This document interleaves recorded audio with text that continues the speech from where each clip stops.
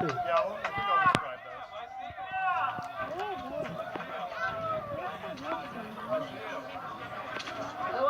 Anyway, okay, so it's pretty spectacular. Shadow bands. He was yelling shadow bands. When the sun is nearly fully eclipsed, either on its way in or with the moon on its way out, then there's this thin little sliver. And just like bright stars twinkle, like Sirius twinkles, especially when it's near the horizon, so too every little bit of the sun is twinkling, and different parts are twinkling by different amounts because the light is going through different turbulent layers in Earth's atmosphere. And the sun is bright enough that if you're really lucky, you'll see faint variations in brightness on the ground, especially if you have a white sheet laid out. And so it's a little bit like looking at the bottom of a swimming pool or a shallow ocean. Every place there where there's a bright spot is a place toward which sunlight was focused. And every place where there's a dark spot, you wouldn't see a very bright sun. And these little things move around. If your eye is at a particular place where that little dot is right there, you would see a twinkling sun. So it's similar. The atmosphere does a similar thing, but of course at much lower density than water. So that's the shadow bands. If you're lucky, you'll see them. So the shadow traces out a path on Earth's curved surface. Oh, I'm sorry, that's not the right slide. You might ask, why isn't there a total solar eclipse, or at least a partial one, every new moon? And it's because there's a 5-degree angle between the orbital plane of the moon around Earth and Earth's orbital plane around the sun. So usually the new moon is a little bit below or a little bit above the sun. But occasionally, where the two planes cross, if that's where the moon and the sun happen to be, where the two planes, these tilted planes cross, you have the conditions that are suitable for an eclipse. And so you'll get usually a partial eclipse, sometimes a total eclipse. There's a total solar eclipse somewhere on Earth, roughly once every year and a half. Okay? A few lunar eclipses as well. But the location where the shadow falls will change with time because the moon is orbiting Earth, and Earth, of course, is rotating as well in the same direction, but the moon is orbiting more quickly. And so in the end, the shadow ends up traveling across Earth at 1,000 or 2,000 miles per hour, something like that, depending on where you are. In fact, the one that's crossing the U.S.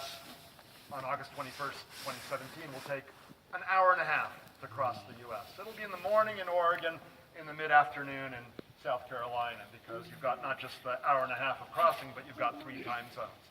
So again, make sure you know when it's going to occur, okay?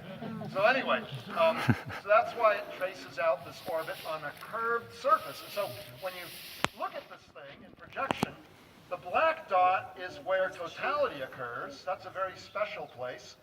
A path maybe 20 miles wide up to 100 miles wide. The one coming up will be 60 to 70 miles wide. Everywhere else that you see this gray zone, that's where the partial eclipse occurs.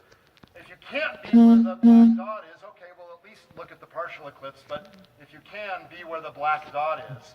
So that's the March 9th, 2016 eclipse. We'll let it run one more time. I was off the coast of Sulawesi, right there. And then some people were on cruise ships. You'll see it went north of the Hawaiian Islands chain here. But anyway, most of us were down there. So it's interesting, if you watch it one more time, it started on March 8th, then goes to March 9th. And did it cross the date line? No. Anyway, I think it should have started on, well, you can see the time here. 9th? Okay, well, it was March 8th for a second. Yeah, okay. All right, great. All right, here's the one I promised you from 91, where from a satellite, you can see the stages of the shadow taken maybe every 45 minutes or so, I'd estimate, something like that. And you can see it was, there. That's where Tucker was. This cloud right here. I don't want to rub it in. But I want to whet your appetite for what's going to happen in a few months. That's where Tucker was, right in this cloud here somewhere. Right? Here's California, Hawaii's down here. I was down there between between Cabo San Lucas and La Paz. And Mexico City's right down there somewhere. I believe it is the largest population center ever to have had totality go over it. And a lot of the kids and even adults there were told to stay indoors, watch it on TV, because it's dangerous. Yeah, no, it's not dangerous if you know what you're doing, okay? Education, education. All right, anyway. So here was the path of totality. There's where I was right there. I got 6.5 minutes. This was one of the so-called eclipses in a particular Saros cycle that gives you very, very long eclipses. This is the one that's part of the pattern that gives you 7-minute long eclipses. And I believe at Mazatlan it was close to 7.5, maybe 6 minutes and 45 seconds right there. Most of the U.S. had some amount of partial eclipse, except maybe Maine totally missed out, I guess, but too bad for them. Anyway, you know, if you have no chance to go to the path of totality, then for sure watch the partial eclipse and get kids excited about science and stuff like that. It's certainly nothing to be too mad about, right? Because it's an interesting phenomenon. But if you have a chance to go to the path of totality, please do so. So here's what the partial eclipse looks like, sped up. This might take an hour or two, depending on where you are. All right, and to see that, of course, you need a proper filter. And so shade 14 welder's glass, which is even darker than most welders ever need. So, in fact, it has to be special ordered. And in fact, I went to Airgas in Berkeley and ordered 300 of them last week, and they said they can't find any of their supply houses that can fill my orders. So they found 75, and I said, well, I'll take 75, you know. But anyway, I have a box of 50 with me of the small ones, which are 2 by 4 1/4, and I also have a few of the bigger ones, which are like 4.5 by 5.5 inches. All right, so if you want one, you can get one of those. It looks green. The sun looks green through one of those filters. That's okay. It's a green filter. Here, my brother and I are in Mongolia on August 1st, 2008, watching an eclipse. And here we actually mounted one of the bigger ones, but a small one will do. We mounted it on a piece of cardboard. That makes it easier to hold. It also shades the rest of your face from the sunlight. Again, the partial stages take a few hours overall, and so you want to kind of be protecting your face. You can also bend it around and protect your cheeks. That was my number 13 eclipse off the south of the Cape Verde Islands, off the west coast of Africa. And see, you can see it's mine, because it says Alex F right there. In case I lost it. And then, you know, FedEx boxes will work pretty well, you know.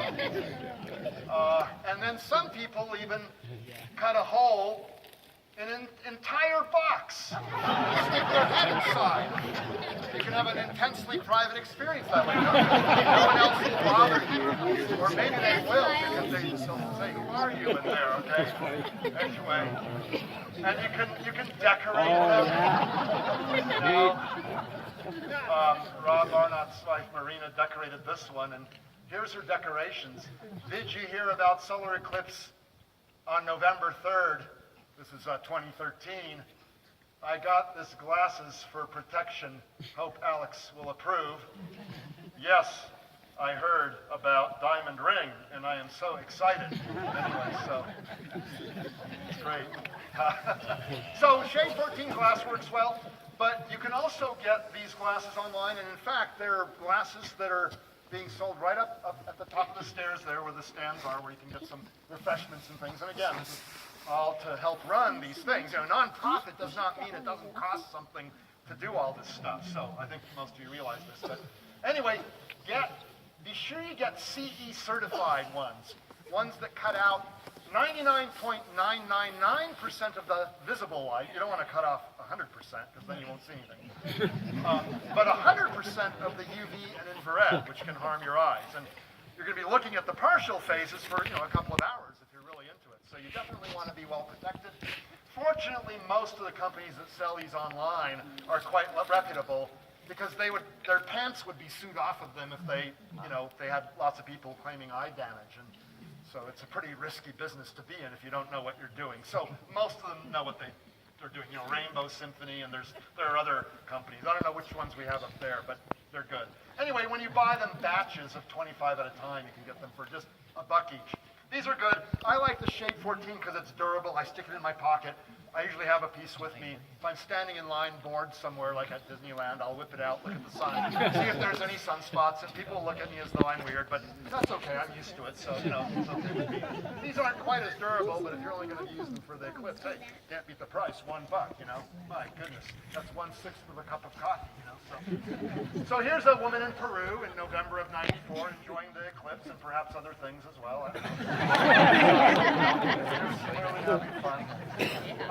Now here, during the '91 eclipse, is Floris de Potter, Floris van Breugel, the son of one of our professors, Imke de Potter, with a properly filtered telescope. You want to put the filter at the top end before the mirror or the lens has collected a lot of light. Some manufacturers will sell you filters that go into the eyepiece. This is bad because you're collecting a lot of light. That's what a telescope is for. That's why you're going to have some good views tonight, And the eyepiece can heat up and it can crack. And if you're looking through it and the telescope has collected a lot of light, you can burn your eye very badly. You can go blind. Here at the Mauna Kea Visitor Center at Halepahaku, you see a properly filtered telescope. And this one, in fact, even has what's called the hydrogen alpha filter, so you can see the prominences even not during an eclipse. This is a properly filtered telescope. To show you what might happen if you don't have the filter up there, the picture I'm about to show you is of the eyepiece cover to protect it from dust that was on the eyepiece of a telescope we have on the Berkeley campus that one of my teaching assistants pointed at the telescope before properly filtering the top end. And he was lucky no student looked through it, because this is what happened to the plastic protecting the eyepiece from dust. Imagine your eye there, okay? Yeah, not so good. All right, so it's very, very important. The other thing you can do, which is perfectly safe, is to take a piece of cardboard and punch a hole in it. The smaller the hole, the sharper the image of the sun will be, but the fainter it will be because it doesn't pass much light. The bigger the hole, the brighter the image will be, but it'll be a bit fuzzy because there are many angles along which the light can enter.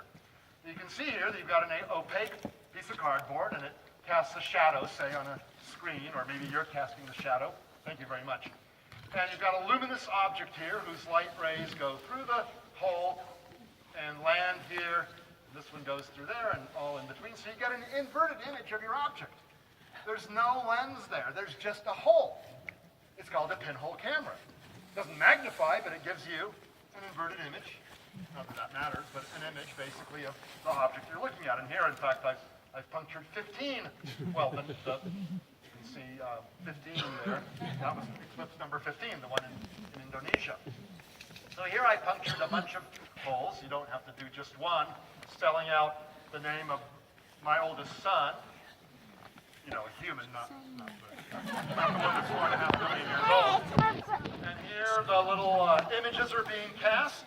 And there they are, a whole bunch of little partially eclipsed crescent suns. And of course you have to enjoy a celestial phenomenon like this with celestially themed candy, in particular eclipse gum and orbit gum. And I have no stock in these companies, but it does enhance the experience. Okay?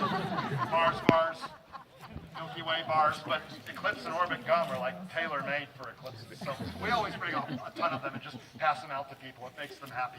You can get the sugarless variety if you wish. Anyway, here's a colander. A colander has much cleaner holes than those that you punch with a pencil. In fact, I should fix these up a little bit. So it forms better images, more in focus images. Yeah, look at that. Now they're still a little bit out of focus because the holes in a colander are not infinitesimally thin. And so there's basically a bunch of angles along which the light can enter, and that fuzzes out the images a little bit. So that's pretty good. And this is the partial eclipse that we had here just a few years ago. It was really a pretty good one, but it wasn't total. It wasn't total anywhere on the U.S. You can even put your hands together. That'll form pinhole cameras, even though The holes are square. I mean, I don't have round holes between my fingers, but the image you're getting is not an image of the hole. It is an image of the object whose light is shining through the hole. Okay? So you'll get somewhat out of focus, sometimes even double images of the sun. There's a mosquito here that's enjoying those partially eclipsed suns. So it's really fun. And in the 91 eclipse, I was walking to the bathroom, before totality, and I noticed this pattern on the bricks on the pavement below. These are images of the partially eclipsed sun formed by the pinhole cameras between leaves in a tree above me. Yeah, isn't that great? Look at that. Yeah, there was a tree above me, so that's one of my more unique photos taken during an eclipse. Binoculars, no filter. Well, yeah, you can use, you can project one or more images. So let me get my little, where are they? Here they are. Yeah, here they are. Okay, so thank you. So you can have a monocular. You can have just a simple Galileo scope like this, and you point it toward the sun. It's a little bit hard to align. Don't look through it. But unfiltered, and you can project then a magnified image onto the ground. All right, you get a much larger and brighter image this way because, of course, this lens is collecting more light. Again, that's what a telescope does. And with the eyepiece, it magnifies the thing. So you get a brighter and larger image with a simple telescope, or you get two images with binoculars. They're called a pair of binoculars, but I object. They are a pair of monoculars. They're single binocular. That's one of the interesting aspects of the English language. Another interesting one, it's a little bit tangential, is it's morning time and your alarm goes off. So what do? You turn it off. But it was already off. So why did you turn it off? Anyway, mysteries of the English language, particularly difficult for foreigners. Anyway, so here's one of these things producing a brighter, bigger image on the shadow. And if you use both monoculars in a binocular, you get something like this, and we call this the sea cups. Okay, so my wife's shadow there, but anyway. So if the skies are clear, you will be happy.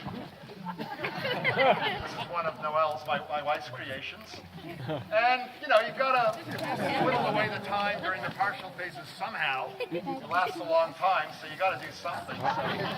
So, you play games like this. Maybe even give your little Pac-Man guy an eye.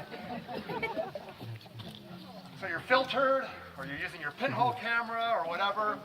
You're seeing the sun getting smaller and smaller through your camera. And the timing is very important, because it's easy to miss the first diamond ring. I've missed it on a number of occasions because I've been afraid of removing my filter too early. But if there's just the tiniest sliver left, you might want to remove it and take a look and maybe glance away every once in a while. But it's a tiny sliver, and then the first diamond ring occurs. Okay, and it's very easy to miss. These last stages go very quickly, and the second diamond ring you don't miss because you're already staring at the sun. But the first one is very easy to miss. I've missed it more than I care to admit. But there it is, and then filters off. Filters off. Let me repeat that. Filters off. Or you won't see that. Shade 14 glass and these CE certified filters cut out all but one part in 100,000, right? That's what 99.999% means. So you will not see this unless your filters are off during totality. And they can be off during the diamond ring, but do not use binoculars or a telescope during the diamond ring because you can still burn your eye. Now, a little bit of the sun that's still showing will focus on a little bit of your retina, and it will burn that little bit of your retina. Okay? Anyway, but that's what you're going for. So, here are all the paths, all of them, of the current quarter century. All right? There's not many. Roughly 17 or so, once every year and a half on average. They're not very thick. You might notice they're thicker near the poles. Why is that? Well, it turns out there are two reasons. First of all, the sunlight that comes in near the equator comes in nearly circularly like that, or the shadow, I should say, does. Pretend this is the shadow, all right? But near the poles, you can see it hits kind of at a tangent, and it spreads out into an ellipse. So it takes up more area. The main effect, of course, is that the Mercator projection spreads out lines of longitude that converge at the poles and give you these crazy shaped things. I mean, Greenland is big, but it's not as big as, you know, the continental U.S. and stuff. So Antarctica doesn't take up half the land mass. Anyway, so that's why they look big near the poles there. Anyway, you notice there aren't many of them. So, on average, in fact, you have to wait 380 years for one to come to you. Now, that's just the average. You might get lucky. In Mexico City, 15 million people had one come to them. But they were lucky. All right? You generally have to make an attempt to go see it at the right place at the right time. So, this is a great excuse to vacation in exotic lands. If you have the time and the means by which to do so and stuff. I'm just a professor, so I, on my own, wouldn't have the means, but I get invited to go and give talks during Eclipse trips. So it's a good trade, okay? Anyway, but it's a great excuse to vacation in exotic lands. Let's say your mission in life is to see the world, but there's no particular order in which you need to see it. I claim a wise order is to see those places that are going to have a total solar eclipse at the time they're going to have a total eclipse, and then spend a week or two in that location. It also means that you're not flying out just to see the eclipse and flying out back. You know, you're setting yourself up for disappointment because it could be cloudy or whatever. You know, but if you've got 1 or 2 weeks to spend in an interesting area, then great, you get to see an eclipse as well. Anyway, special things can happen. Let me give you one. Here's the April 8th, 2005 eclipse. It actually went very close, not quite to the Galapagos Islands, but greatest eclipse. 42 seconds was the duration of this one. 42, the answer to the question of life in the universe. Anyway, we were down here somewhere where it was only 30 seconds. In general, it's shortest near the ends, longest near the middle. But the middle was kind of in the middle of nowhere, so we went over to here, which was still the middle of nowhere, but at least it was closer to Tahiti, and so we could explore the islands of Tahiti most of the trip. But anyway, we were there April 8th, 2005, near Pitcairn Island during part of the trip of Mutiny on the Bounty fame. How many people have been there? It's really a pretty amazing place. The July 2019 eclipse. We're going there. Yeah. So Wilderness Travel or Travel Quest have a boat that's going there. Anyway, everyone's sitting there on the deck. By the way, on a cruise ship, you have two-dimensional mobility. That's great because you can aim for holes between the clouds. It improves your chances by at least 10 or 15%. Because you can go wherever you want. Anyway, it was pretty clear at first, so we were happy. But then the clouds started building up quite heavily, very heavily, in fact. And there were not many openings between the clouds, and this particular cloud covered the sun for 2 consecutive minutes before totality, and totality was going to be 30 seconds long. And that cloud is opaque, except near the edges there. Well, just as the first, so we were not happy. So just as the first diamond ring was occurring, that cloud moved away. The captain of the ship also aimed to where he thought it would be good, but the sky was so full of clouds, odds were not for us. By the way, there's Venus right there. So it was fantastic. There it is again. This is Alan Dyer's picture. There's that cloud that had covered the sun for 2 minutes. Again, the anticipation on this trip, is just incredible. Right? If you've got a 99.9% chance of seeing it, it's kind of boring. I mean, it's not boring, but this is better in some ways.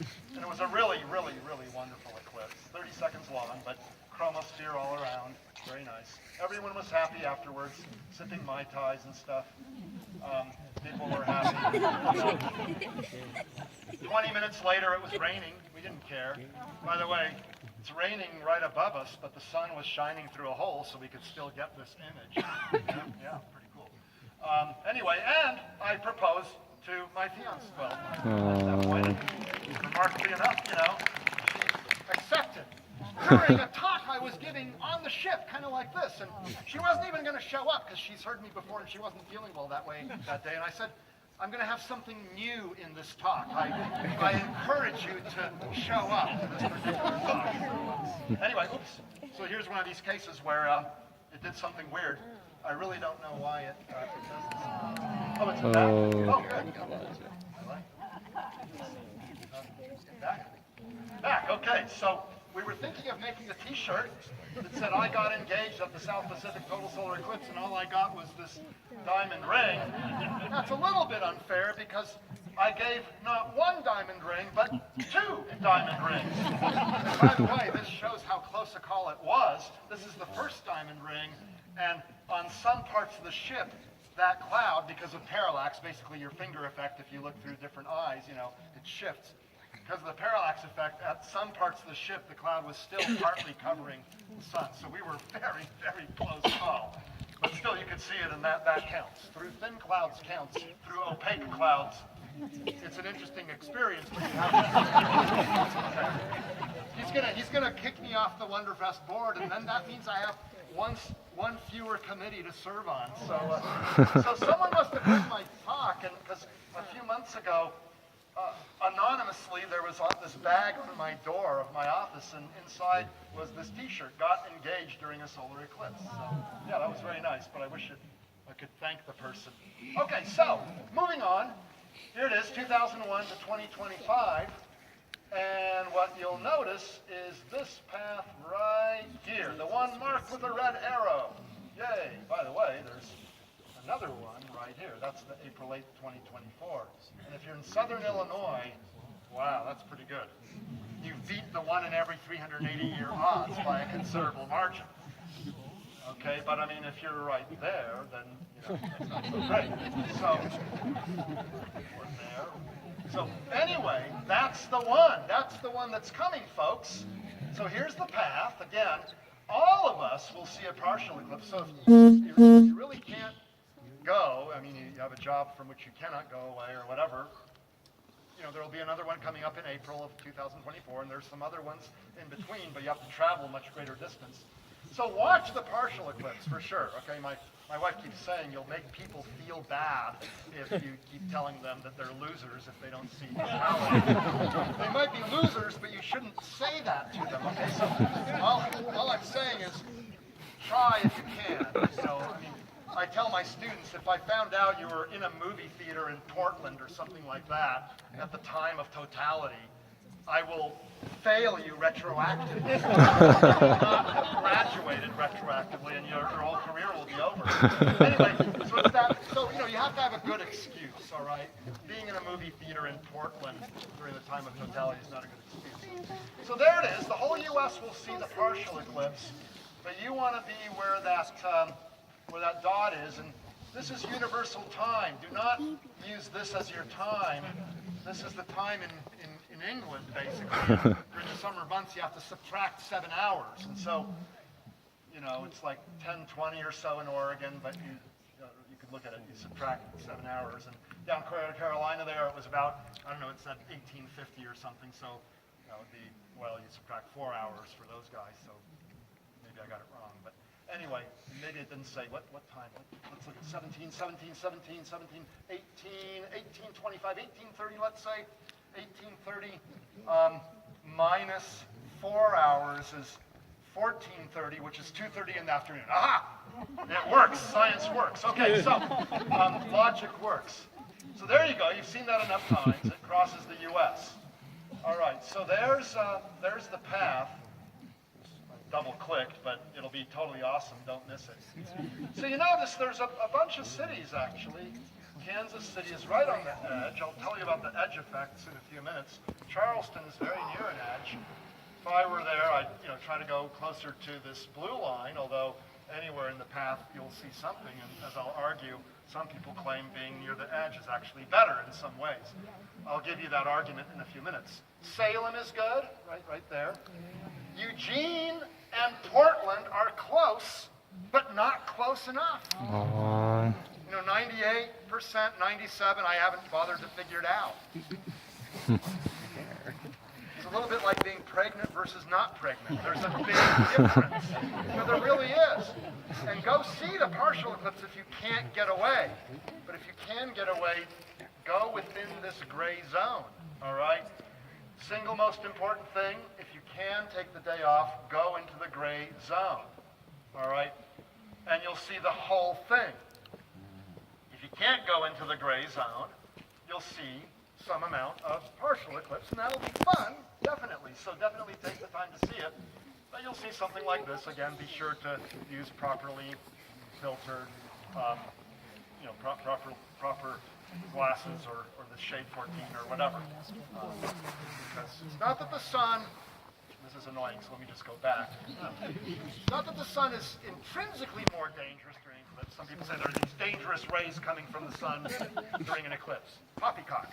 It's that something interesting is going on and you're more likely to look at the sun and stare at it, especially if there's just only a sliver left, like in Portland and Eugene. Because you might actually think, well, there's not that much sunlight hitting me. You don't even feel the pain because your retina does not have pain receptors. By the time you start feeling pain, your eye is cooked. So it's a bit late at that point. Okay? The retina has no need for pain receptors in general. Right? So anyway, be very careful. This is such a big event that, as some of you know, the U.S. Postal Service is issuing a stamp in honor of the eclipse. And it's a special stamp coming out June 20th, all right? It's made with thermochromic ink. I didn't even know that word until a couple of days ago.